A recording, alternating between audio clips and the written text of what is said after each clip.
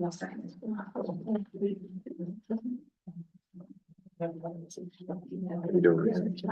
you?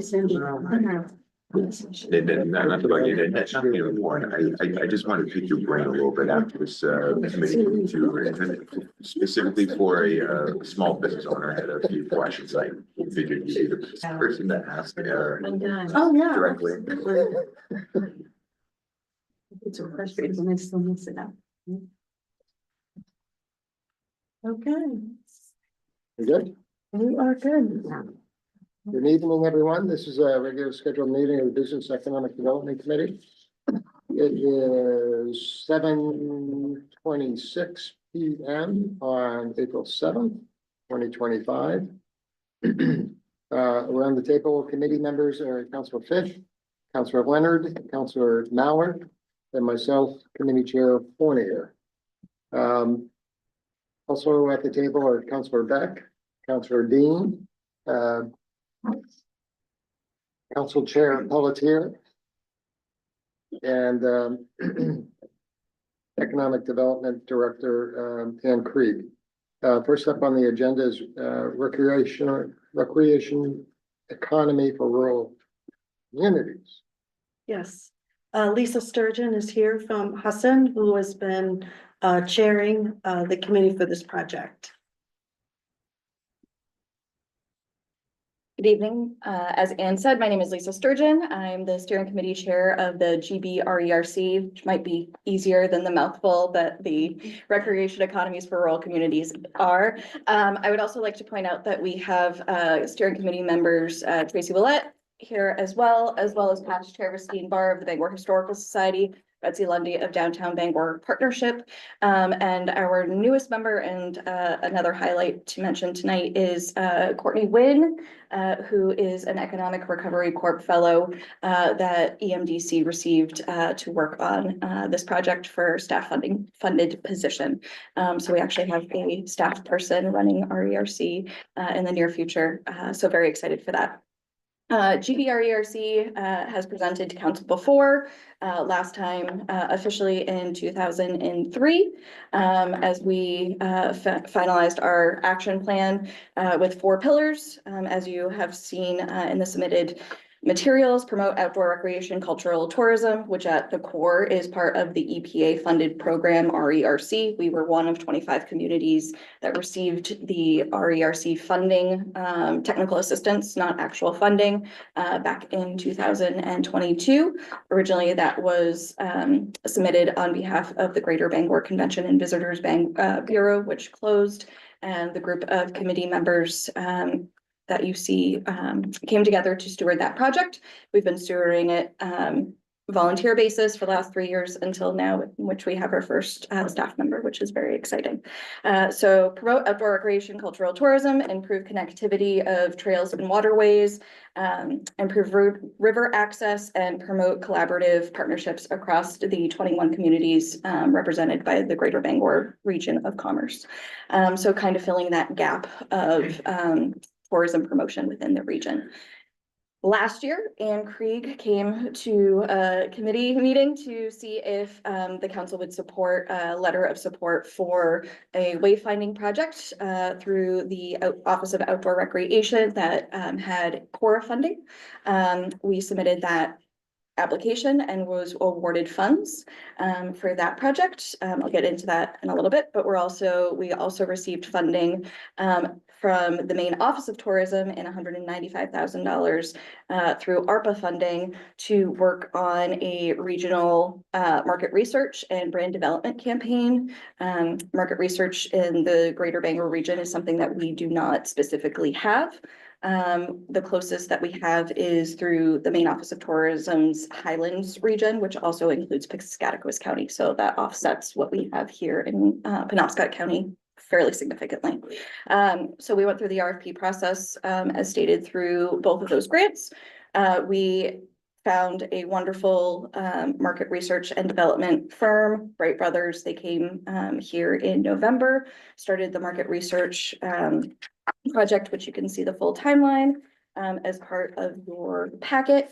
They are about to launch, actually today, the regional survey piece. So you'll see that being promoted out and about. Would love for all of you to participate in that. That's greatly appreciated.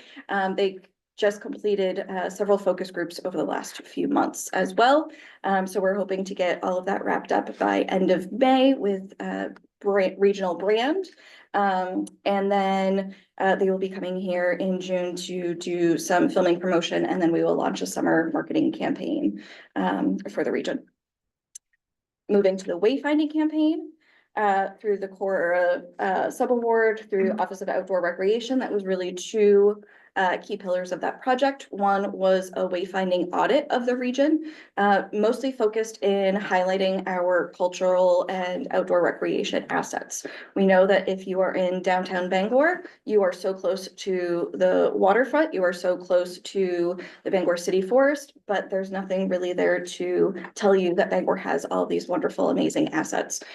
So part of that was the wayfinding audit, which we're getting back hopefully end of this week, early next week, full of wonderful information on where we are, where we could go very easily, as well as a kit of parts. So as we are looking to replace signage or we have funding for signage, that's something that we can do. We do also have leftover funding within this grant to help supplement some funding now until the end of the grant cycle, which is end of August.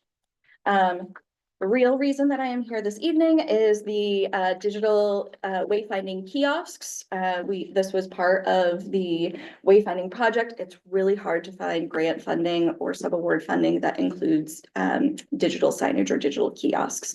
These are interactive kiosks that have both passive and interactive advertising or promotional pieces. So maybe it could highlight the fireworks display piece and other important assets, as well as interact with, I'm looking for trails, or I'm looking for cultural opportunities. I'm looking for events that are happening in the community, and just really offers a great way of connecting the region. And so Bangor, as part of the grant process, had applied to have 3. Brewer will have 1, and then Old Town will have 1 as well. So really developing that regional connectivity piece. So Old Town will be able to promote Bangor opportunities and vice versa.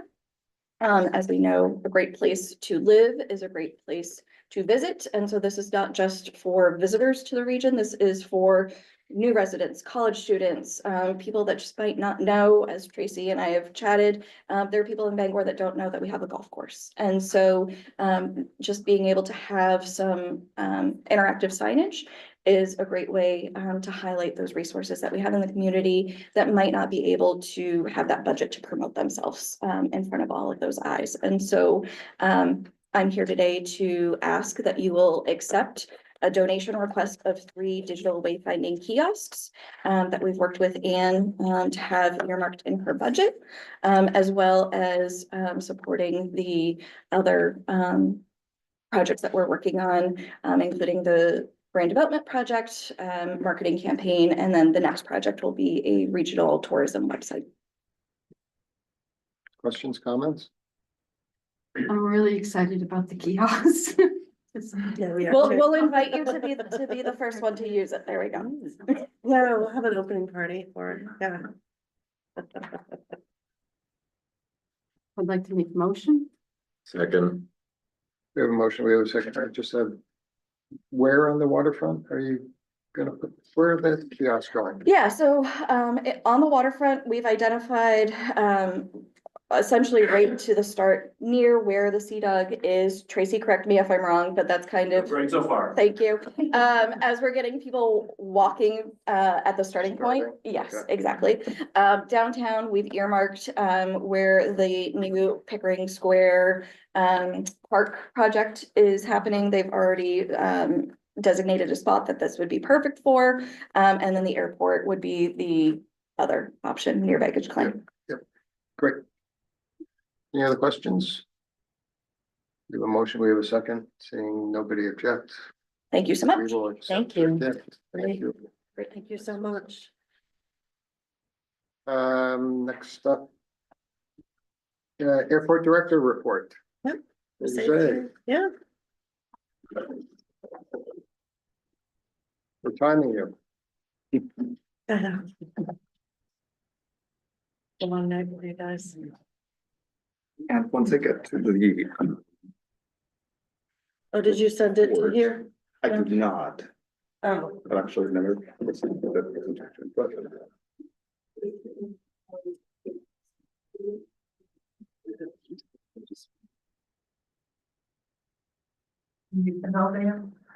yeah. I'm trying to just.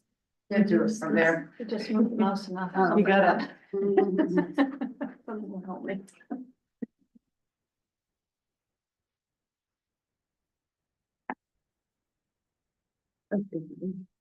I know, I'm trying to get it out of the full view.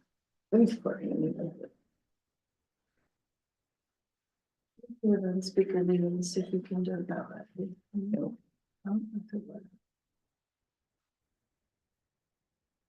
Oh, exit full screen. That's what I'm trying to do. There we go. There you go. Now we can go to the.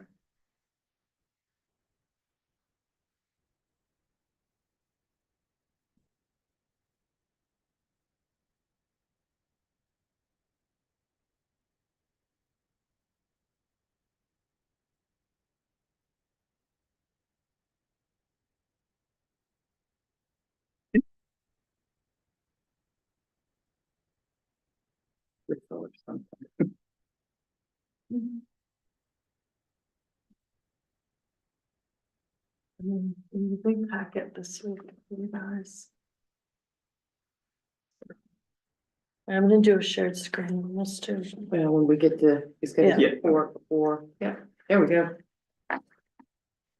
So. All right, so I have an exciting report to go over, but just before we jump into the air service. Development report, I'll talk a little bit about a few key updates as far as the airport is concerned. So if you recall, a couple of months back, I announced that we had been working with Delta to offer a seasonal service to Atlanta and Detroit.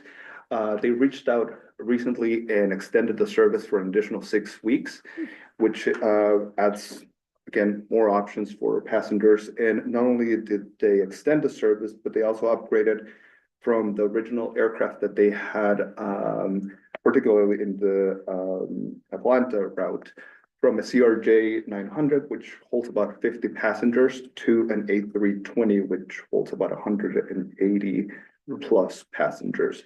So that's great news for traffic this summer. And of course, this is providing post-pandemic data that they can use as they look at allocation of their resources and equipment to potentially expand those routes in a more consistent manner.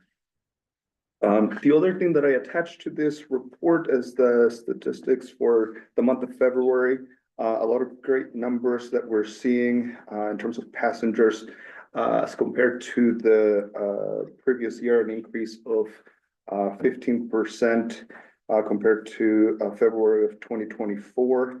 And obviously, we're seeing the same trend with our parking operations. And one of the things that I wanted to highlight here is the new parking lot. So if we have more passengers, we have more people parking at the airport.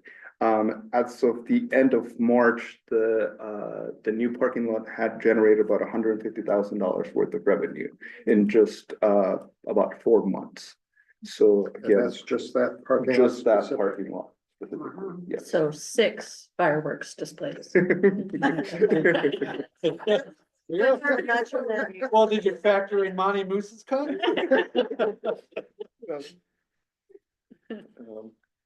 And I had one other thing that we note in the statistics numbers is just our fuel cells, which are fluctuating depending military traffic. Those are the numbers that you see on that report are already updated and up. So, My question is about the impact of tariffs on fuel prices and how that's impacting our fuel sales? So at this time, I'm not sure we're able to see an impact yet. We're monitoring and working with Irving Oil to communicate that to our tenants. My belief is that it's going to take some time for us to really assess what happens. In the meantime, we're not seeing anything just yet, but again, that's a fact of just the tariffs taking effect very recently. Thank you. I also wanted to share a little bit more information about some of the infrastructure projects that we're seeing at the airport. Earlier tonight, we saw that you guys heard about the passenger boarding bridge replacement on Gate 11. That passenger boarding bridge was decommissioned a number of years back due to some safety concerns. And so reactivating this jet bridge will allow for us to, again, have better capacity at the airport. Again, as we're seeing the numbers climb, it's good to have this gate back available. The Terminal Connector project, which was awarded over the last few weeks, we're meeting with the contractor and have had several productive meetings. As you recall, that's a rebid project that had some FAA compliance issues that were addressed. And so we are working closely with the FAA to make sure that we're meeting all the requirements and expectations that they have for that project. The other big project that we have at the airport, the runway, just as last year, we're going to see again some runway closures. The first couple of them starting later on this month. We'll start with the 15-hour closure that goes from the 22nd through the 23rd, and then the first big closure that is a 55-hour closure from the 28th to the 30th. And again, all of these closures have been coordinated well in advance with the airlines to make sure that they're communicating with their passengers. The schedules that are published have been removed for those dates and times, and so we shouldn't see any major issues with it. Of course, with construction and very compressed time windows, there's always unexpected things that could come up. But again, we're confident that we learned significantly from last year's construction season to address a lot of the issues that we saw during the last year of the project. So any questions so far? Good. Okay. So we'll pivot here from the report and take a look at the other attachment that was in your packet. So one of the things that we do as we prepare for any conversations when it comes to air service development is kind of get a better sense of what is it that we have in our market, what are the trends that we're seeing, and how we can use those to inform decisions on how we approach either incumbent airlines or new airlines for service to the airport. And so we've worked with Volair Aviation Consulting to put together this initial review of opportunities and the current air service market that we have here at the airport. And so that was the objective. Now, this is a little bit different than a full catchment leakage and retention study, but this is a starting point. And again, this provides us with a couple of great things to focus on as we have those conversations and do a deeper analysis. And so the slide that you're seeing right here in front of you kind of covers, again, that initial market area, identifies the space that we're seeing. So within a 90-minute drive, the airport can reach about 500,000 individuals in the general area, right? But we are given our location and the market that we serve, the true catchment area of the Bangor International Airport, it's a lot bigger because there's a large portion of northern Maine and New Brunswick that does not have an airport, and so we are the primary airport. So that number is a lot bigger. And just as a reminder, as we look at this map, which is, it tells again the core population center that we serve, 40% of our passengers are Canadian. And so again, that's something for us to think about as we're looking at our markets, destinations, and the passengers that we serve. The next slide kind of displays the routes that we currently serve, right? And so from what the report was put together, that was prior to us announcing Detroit being added to the mix. So that would be another route that should be reflected in this slide.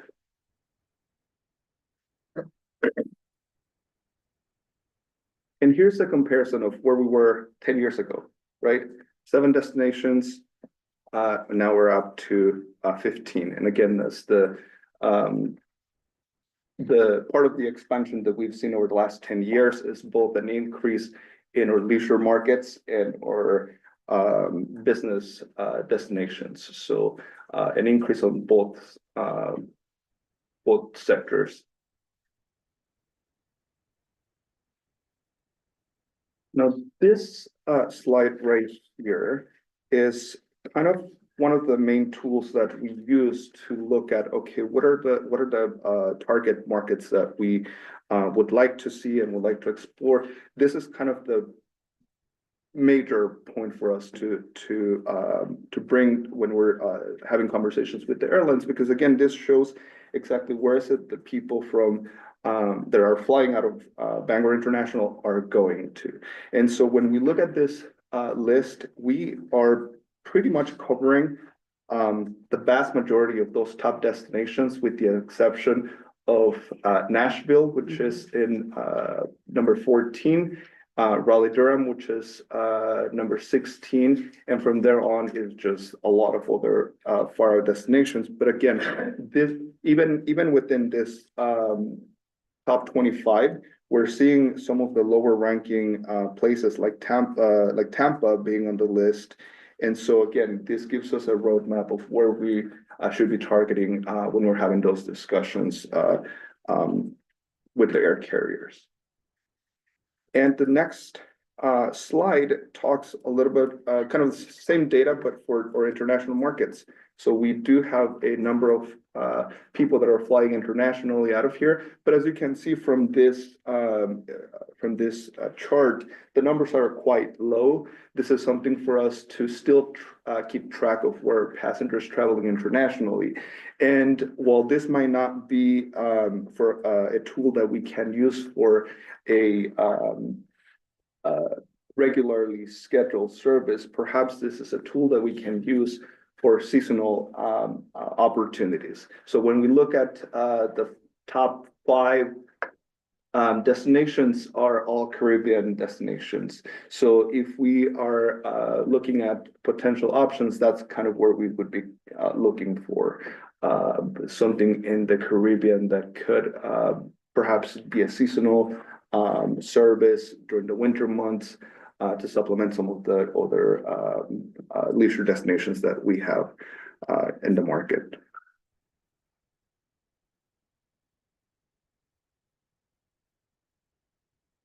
The next graph looks at the historic data that we have seen. So what you see here is the pre-pandemic, and then you see the dip that happens in 2020 and the recovery, right? And so we've been talking about for the last 4 years about record-breaking months after months after months.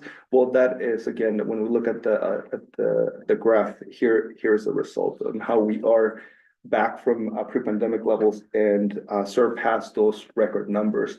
And again, we see that all around with our parking operations, with our passenger numbers, with a lot of different key indicators that we're seeing.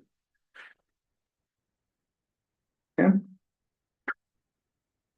And this is an interesting graph that has provides a little bit more context. So for us as an airport, we are a seasonal operation, right? So during the summer months, everyone wants to fly into Maine during the winter months, everyone wants to go down to Florida, right?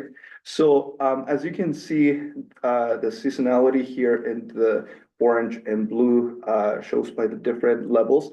This used to be a lot more extreme. So during the winter months, you would see a high outbound, a higher outbound number, and during the summer months, you would see a higher inbound number. That has leveled off a little bit, and that's a good sign because what that means is that we are distributing our operations more evenly. And again, we in case that there's some bigger shift in the market, we have a cushion really built into our operation that is not so reliant into either one of the two extremes.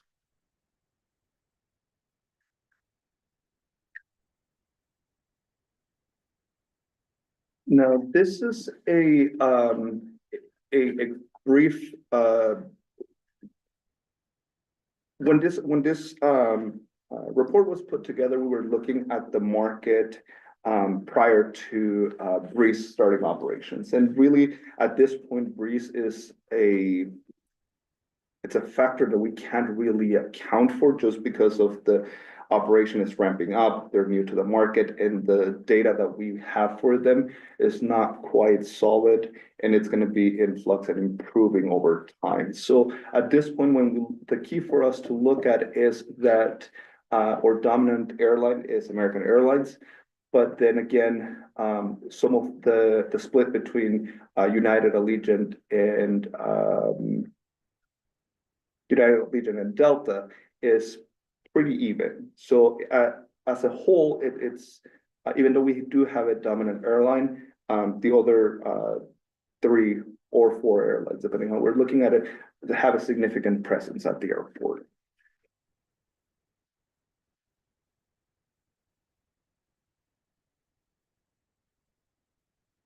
One of the metrics that we use to compare how we're doing is just not only how we're doing year over year, but also how we're doing compared to other airports in the general vicinity.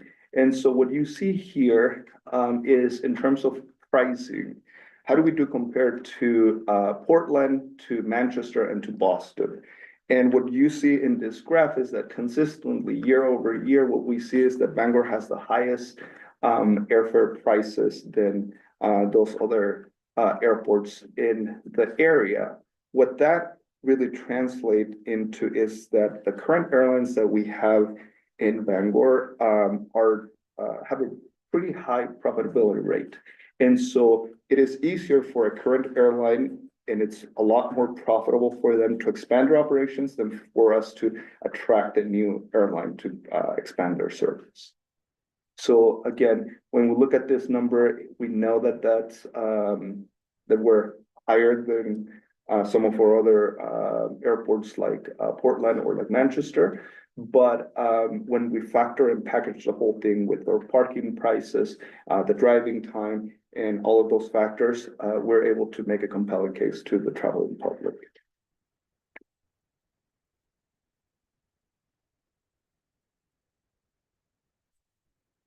Another metric that we use when we're looking at just performance of airlines is load factors. And what you see here is a relatively stable load factor number of somewhere in the between the 70s and 80s.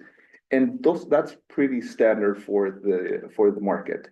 The lowest numbers that you see, the 50s, 40s, and 30s for Breeze, is just the nature of a starting operation that over time it will improve. And based on the conversations that we've had with our counterparts at Breeze, the numbers that they're seeing are comparable with what they see in new markets. So they're pretty confident on what they're seeing out of the Bangor market, following the trends that they would expect from a new market.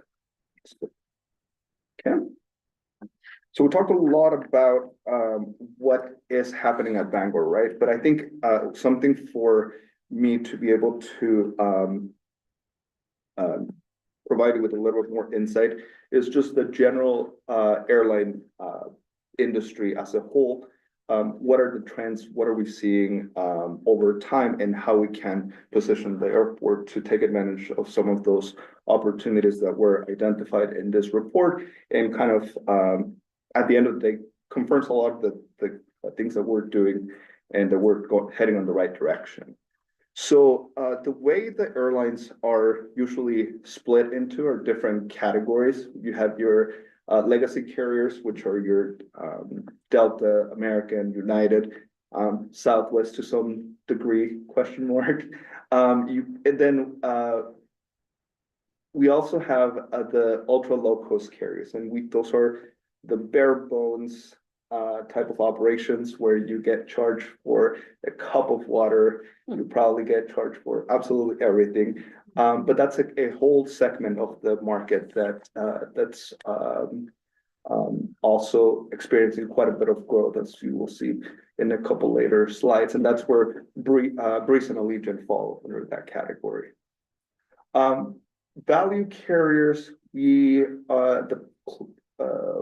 they're kind of niche markets. So we see that with Hawaiian, with Alaska, JetBlue, that are very targeted to some regions, and very similar, slightly larger than what we in the industry is called the regional carriers, which sometimes when you're flying out of Bangor, you might see Delta Connect. The Connect is the regional carrier, or American Eagle. The Eagle is the regional carrier.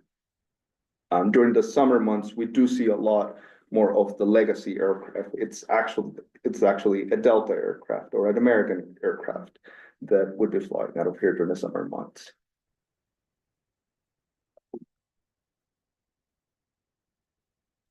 Now, our consultant put together this slide on Southwest, and that's an interesting case for us to look at, because prior to the pandemic, Southwest had shown quite a bit of interest in coming into Bangor. But what we've seen is a number of changes. Obviously, with the pandemic, a lot of things change in the airline industry. And so what we're seeing lately is major changes in their strategy that at the end of the day, what we're seeing is a reduction in their workforce. They recently announced adding baggage fees to their operation. And so as a whole Southwest operation, it's kind of a question mark for us on whether or not that will happen, or at the very least puts it on hold for now, which as an airport, I think we're kind of glad that that's the case right now, just because it allows for us to continue to complete the runway project, complete the connector project, and look at other options that will allow us to increase our capacity and be able to better accommodate a new entrant.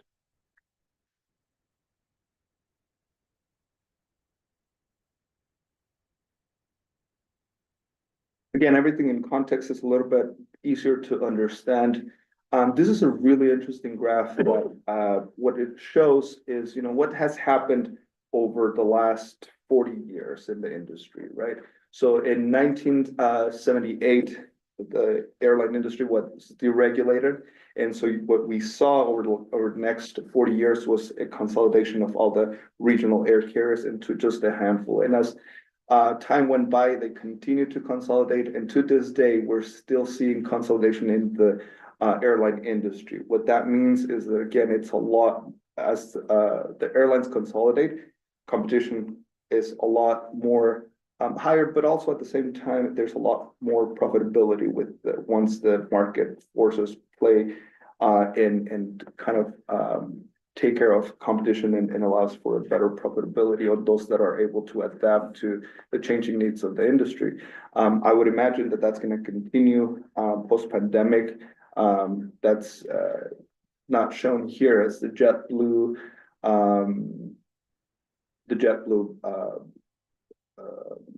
Spirit merger question mark that might or might not happen. But again, that's what we've seen over time, and I would expect that to continue.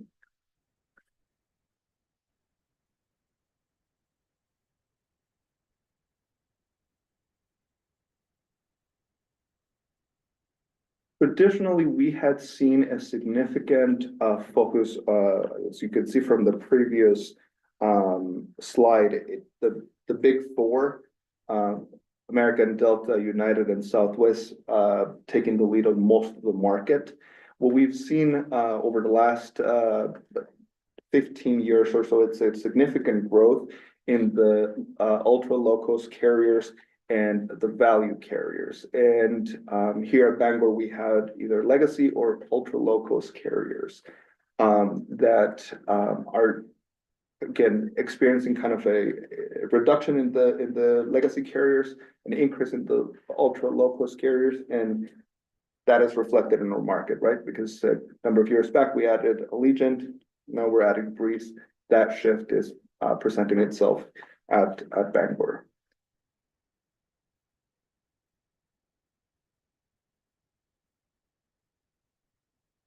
And so what does that all of this mean for us at the airport, right? So in general, what we are seeing is that the market for the size of our city, for the type of airport that we are, is that we have a pretty robust operation. And so a lot of the things that we're already seeing in the market as a whole, they're being reflected at the airport. But one of the things that we want to be cautious is not to oversaturate our leisure market. And so I think this is something that we've been monitoring for a while. The markets that Breeze added were Florida, but again, the hope is to expand that into non-Florida markets and opening new opportunities that would help us diversify the leisure market.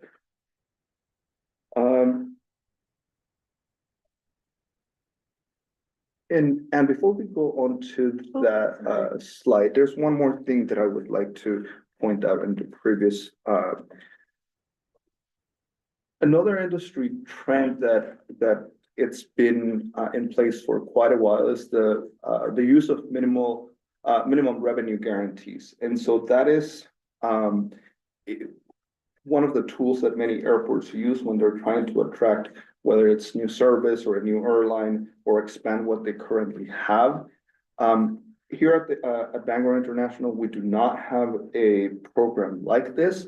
And many times these programs are set up in partnership with third parties that want to either entice additional activity to the airport. And those partnerships are sometimes created through the private sector. So entities like the Chamber of Commerce works in close collaboration with, in this case, what I would think is organizations like the hospitals or the colleges and universities that would benefit from a much better connectivity at the airport and use that as part of their recruitment tools and in services that are offered and the connectivity that the airport has for their potential employees and those type of marketing materials.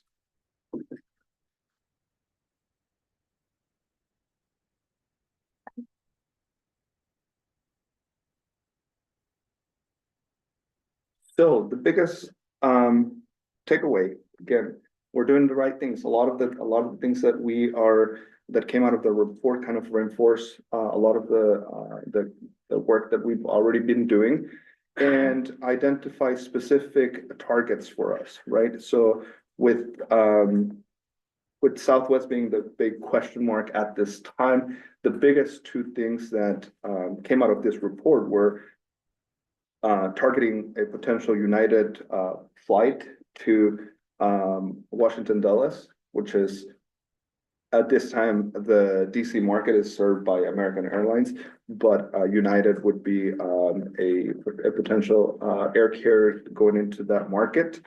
Delta to Detroit, which check, right? So we are again, like I said, the report really confirmed a lot of the things that we're working on already. And so this is going to be, like I said, this is the starting point for a bigger catchment analysis that we need to complete. It's been a long time since the last time the airport completed one of those. And my hope is that in the coming months or year or so, we're able to get that done. But this gets us moving on the right direction. And this is going to give us very useful information for Jumpstart, which is the yearly conference that the industry has for an opportunity for airports to meet directly and have one-on-one conversations in person with them, with the airlines, and discuss potential markets and routes and service in general. So, and that will be in Indianapolis in June. And so we're expecting to have staff from the airport at the conference to have those conversations. Questions for Jose? Yes.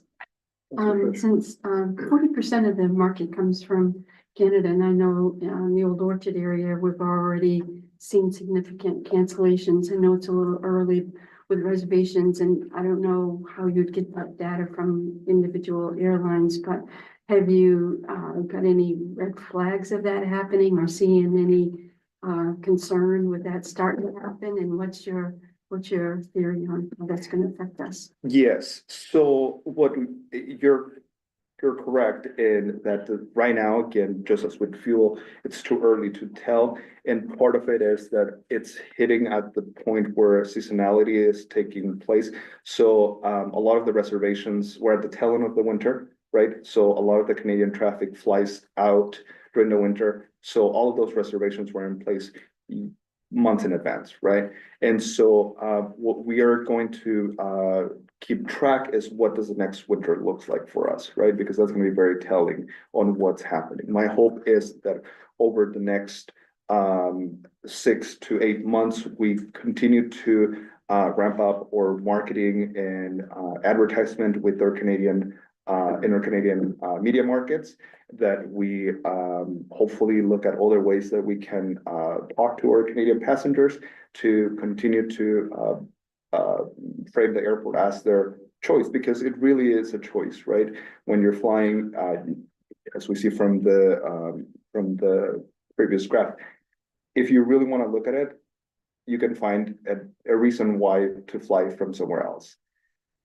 It's kind of a for Bangor, given the location, we kind of have cornered the market, but we want to also make sure that they continue to use the airport and that we're communicating that to our passengers. So Thank you. That was my question, so. Anything else? Nice report. Thank you. Yeah, really thorough. Thank you. Thank you. perfect.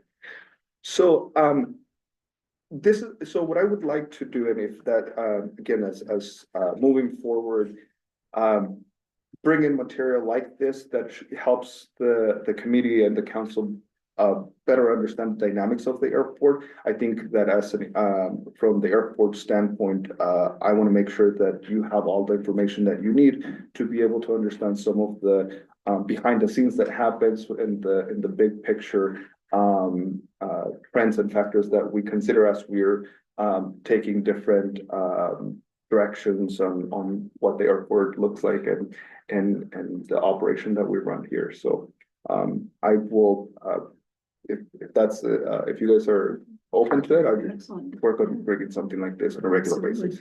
Councilor Leonard? Would it be more feasible to I know I brought this up a month or two ago about revisiting having a airport committee.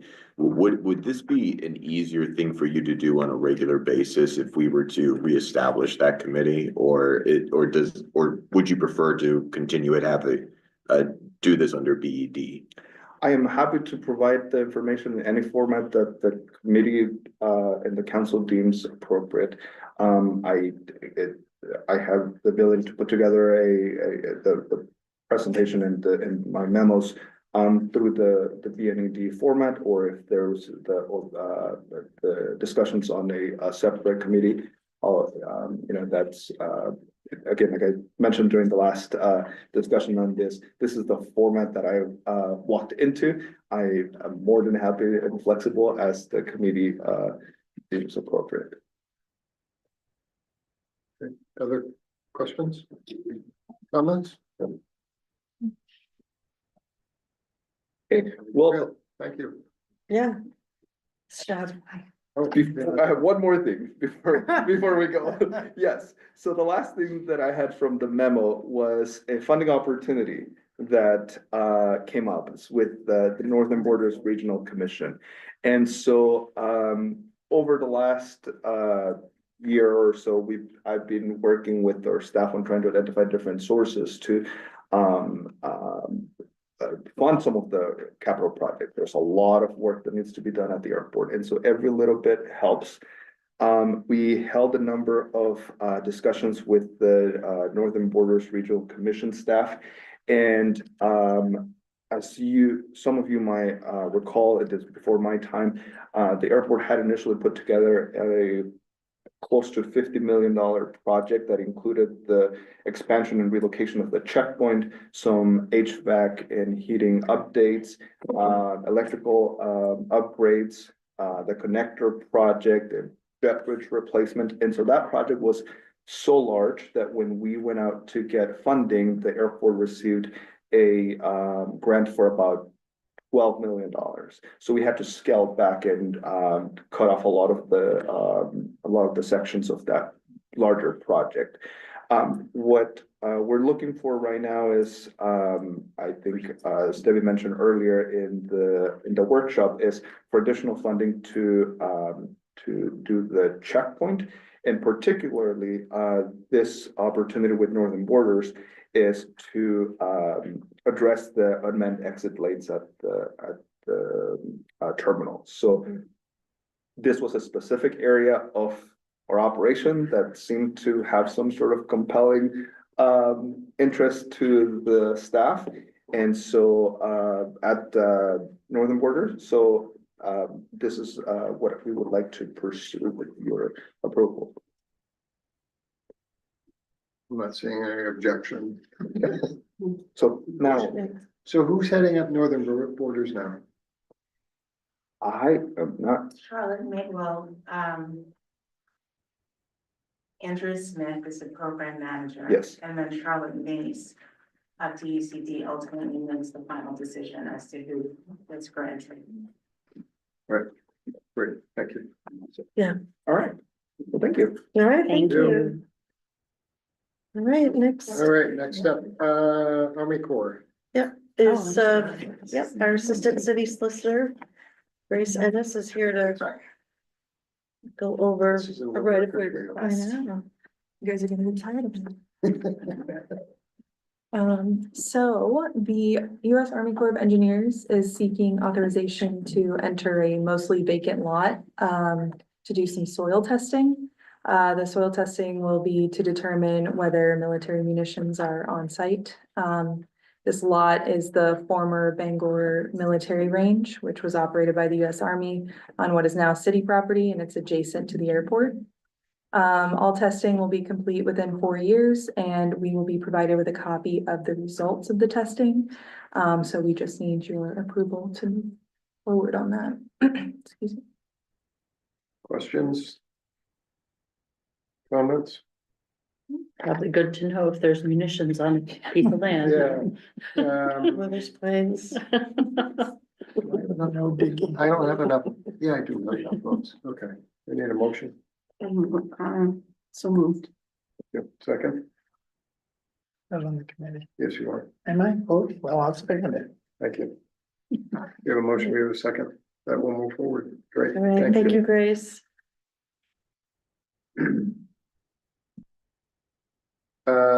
Economic development updates.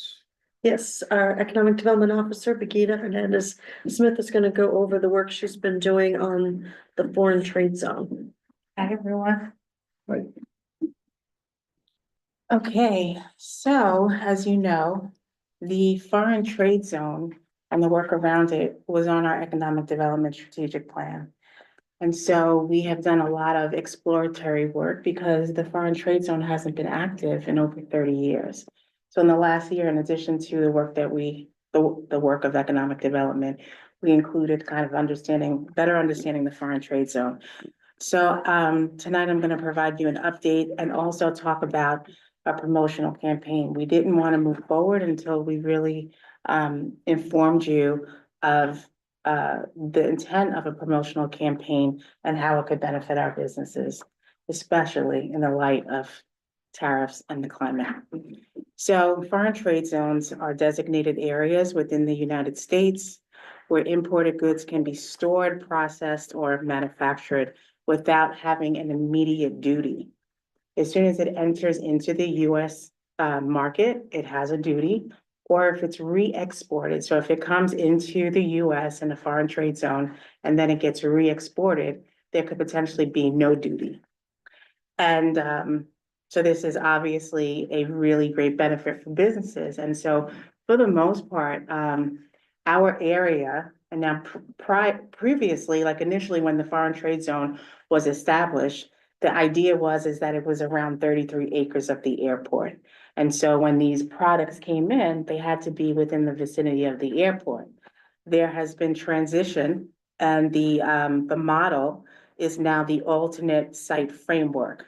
So this expands into 5 counties, including Penobscot County. So what that means is if you could think of a visual, any product that comes through, if a business is a member of our Foreign Trade Zone 58 and their product comes through, they could potentially have a warehouse in any of those 5 counties and defer the tariff. And so how that has impact on the business is that deferring a tariff, while you ultimately might have to still pay, it allows for better cash flow because you don't have to pay that tariff upfront. So that individual business can take that money and contribute it to something else in their business, whether it be marketing, operations, something to grow their business, and they don't have to have the immediate burden of a tariff. Can you just back up? Sure. The difference between a tariff and a duty? Same, It's the for same. the most part, Okay. for the most part. The city of Bangor is a grantee.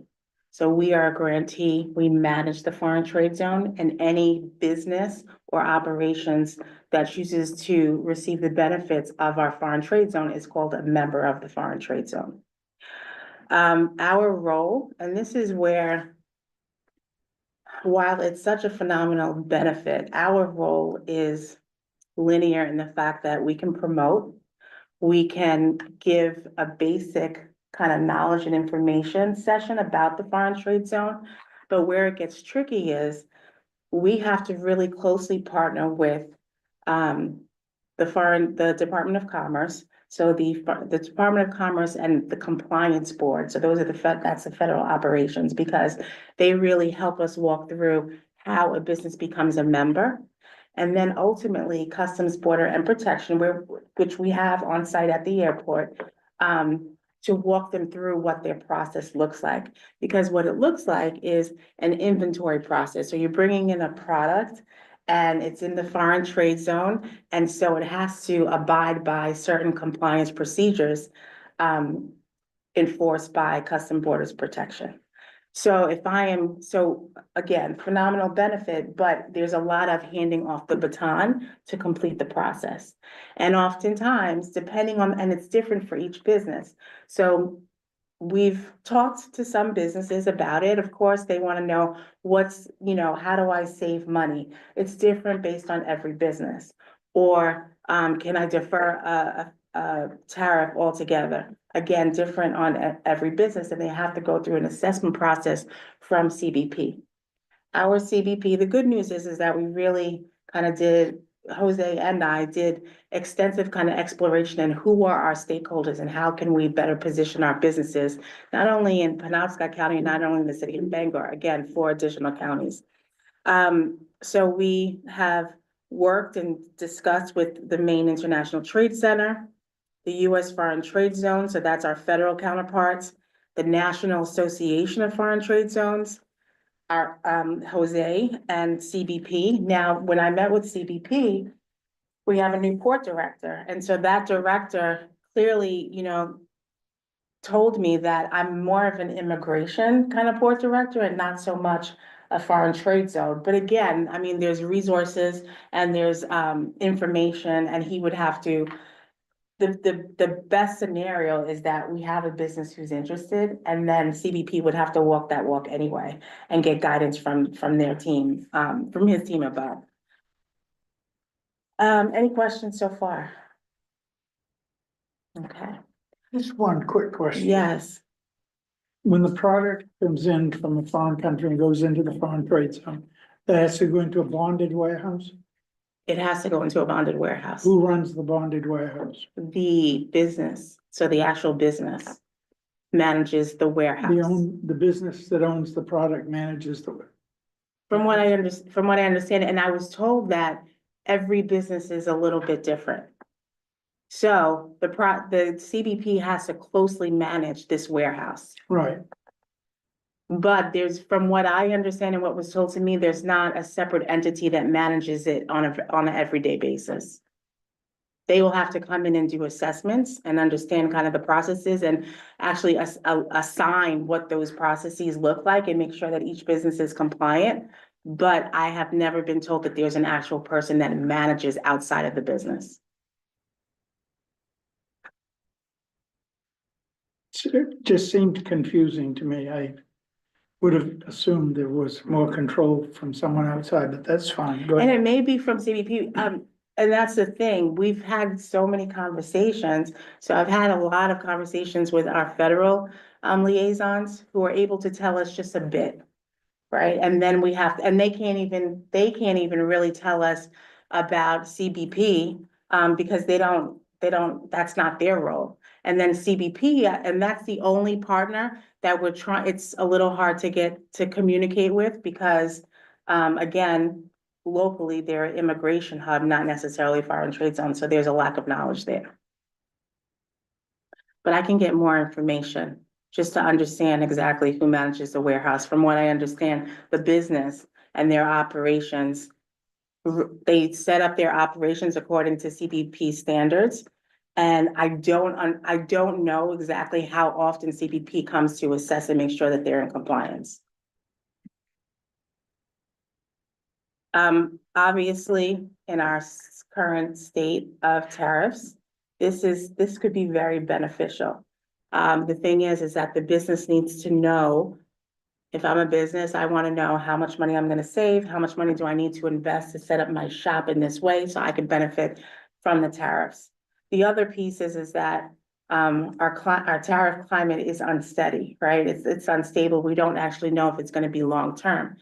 Regardless of the tariff climate, I mean, a foreign trade zone is a benefit to a business just to be able to better manage their cash flow. So as early as tomorrow, the Chamber of Commerce, I'm on the board of the chamber, they're actually having a conference. They have 350 people attending to speak with our Canadian counterparts, our Canadian counterparts in 2 different chambers in Canada to talk about these tariffs and how we alleviate it. Wade Merritt is going to be on that call as well. We talked extensively about foreign trade zones. I know that he will introduce it and mention it, but we wanted to at least be able to let you guys know what a foreign trade zone is, our plans in the current climate, and if you are okay with us promoting the foreign trade zone, with the understanding that there's not a lot of control that we have. We can promote it, we can talk about the benefits generally, but then we have to hand it off to our partners.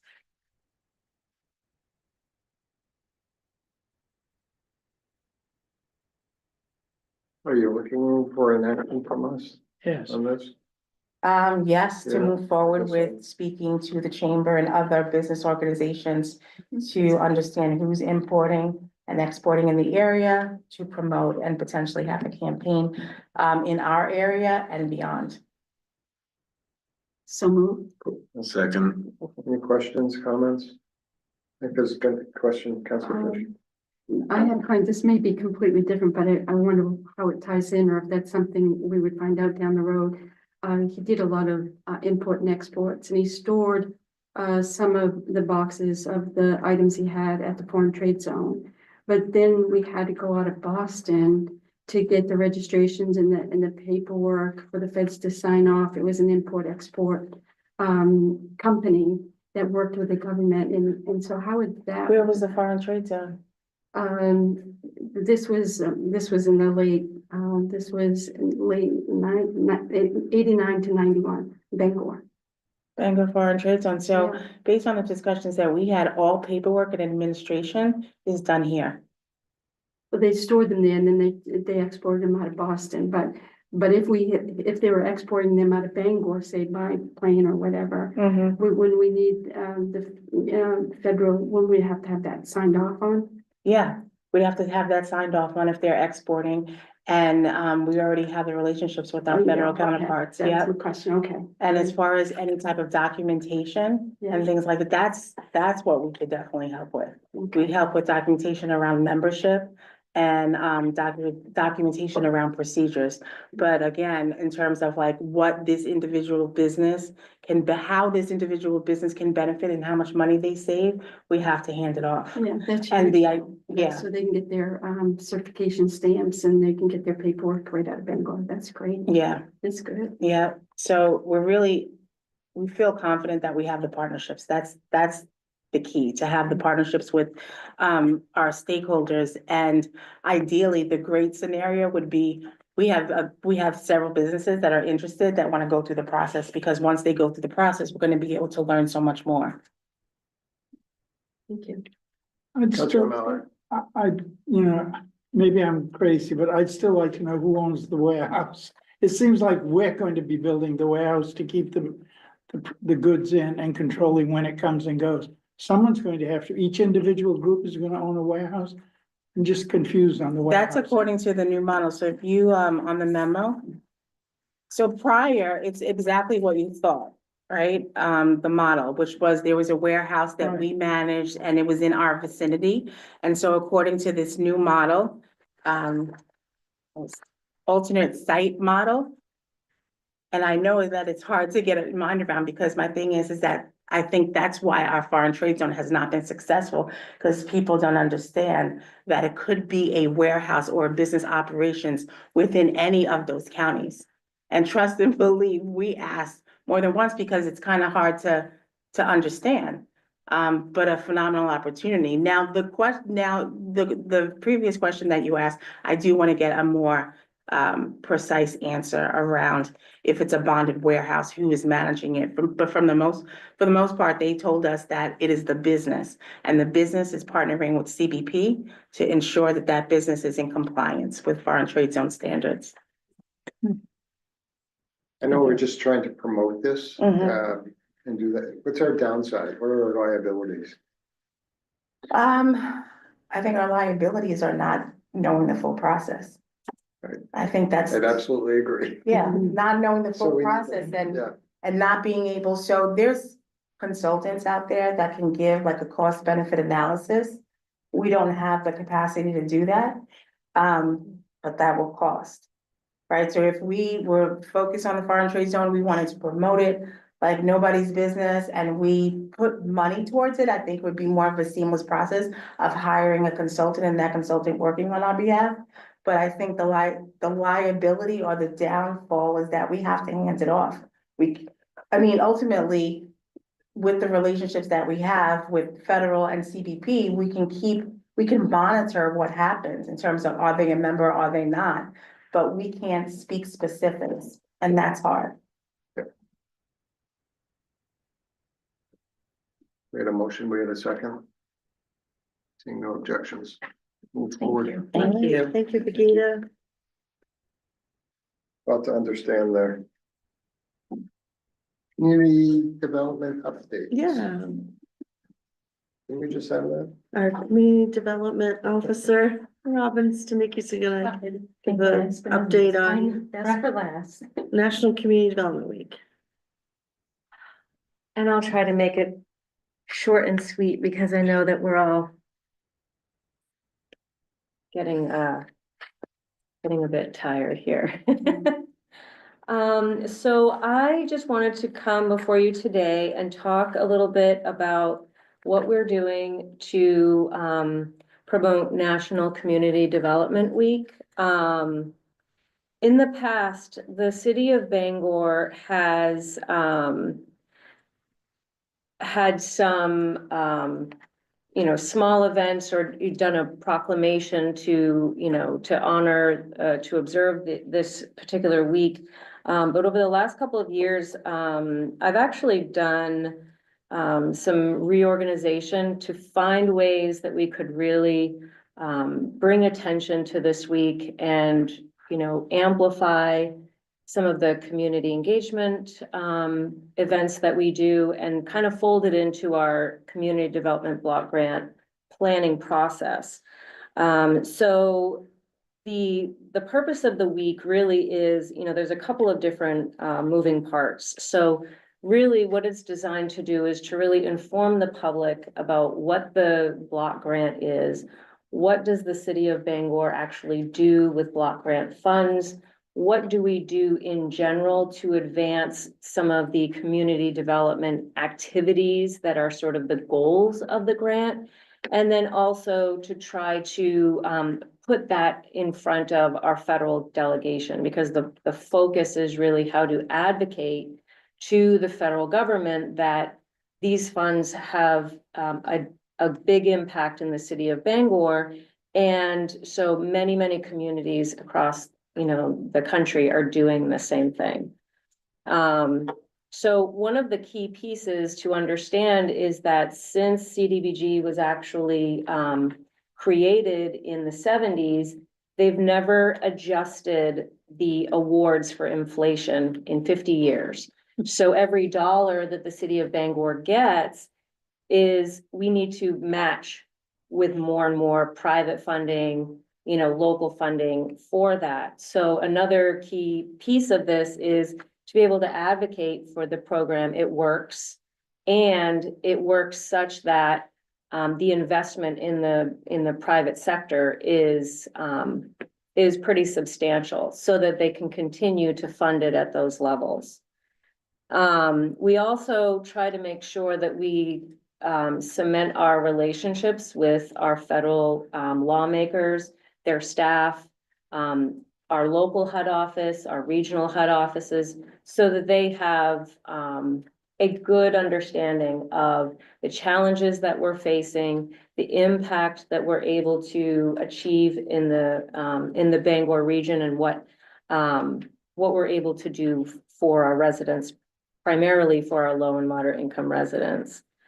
This year is another milestone. The CDBG program is 50 years old, so there's a lot of fanfare around that.